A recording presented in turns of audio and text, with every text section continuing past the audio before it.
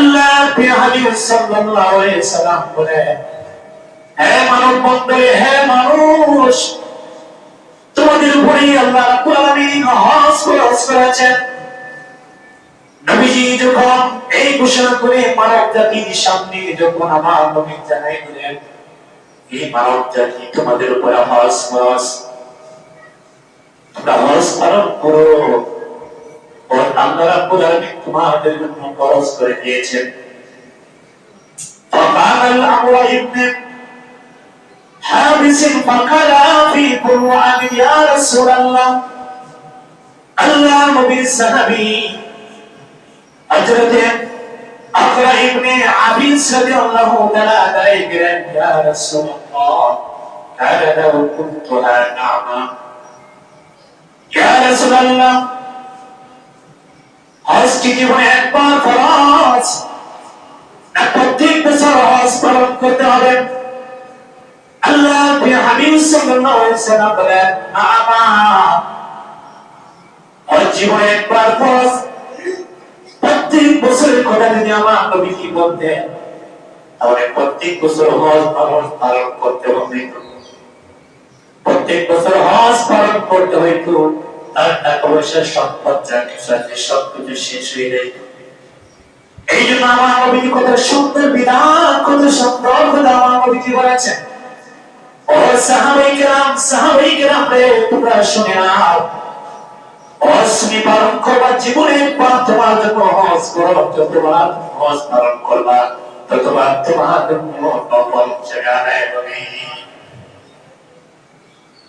হজ জীবনে একবারই ফরজ, যতবার এরপরে যতবার তুমি পালন করবি ততবার তোমার জন্য নফল হিসেবে আদায়। আরেকটি হাদিসে আমার নবীজি ফরমান, وعن ابن عباس رضي الله تعالى قال رسول الله صلى الله عليه وسلم من أراد الحج فليجاهد। যদি কোনো উম্মত হজের নিয়ত করবে, হজ করবে, এইরকম আশা কাপড়টা কোন মানুষ করে তার টাকা পয়সা হইল, সে সম্পদের মালিক হইলে হজে যাওয়ার সামর্থ্য আছে, আশা দেওয়ার সামর্থ্য আছে, কোরবান ইচ্ছে করে সে যেন ধারা ত্যাগ করে হজ আদায় করে।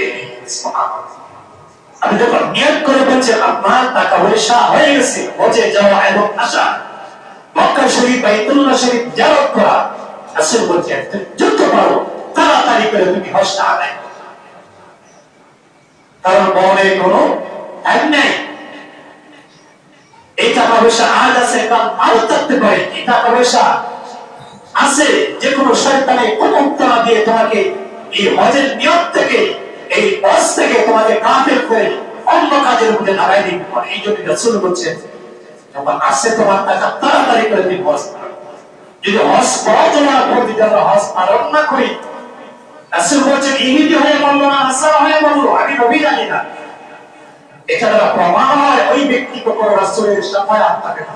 যতই নামাজ রোজা লেবাস টুপি জুব্বা যা কিছু পালন করেছে, যদি মক্কা শরীফ আসা এবং যাওয়ার সামর্থ্য আছে, যদি ইচ্ছা কিভাবে ত্যাগ করে, নবীর শাফায়াত পাবে না। নবীর শাফায়াত না পাওয়াই মানে, নবীর উসিলা না পাওয়াই মানে জাহান্নামী, সে জাহান্নামে। আরেকটা হাদিসের মধ্যে হযরত ওমর ইবনে খাত্তাব রাদিয়াল্লাহু তাআলা ফরমান, যে ব্যক্তির উপর হজ ফরজ, যদি ইচ্ছা কিভাবে হজ পালন না করে, কিয়ামতের ময়দানে ওই ব্যক্তির কপালের মধ্যে কাফের শব্দ লিখে থাকে।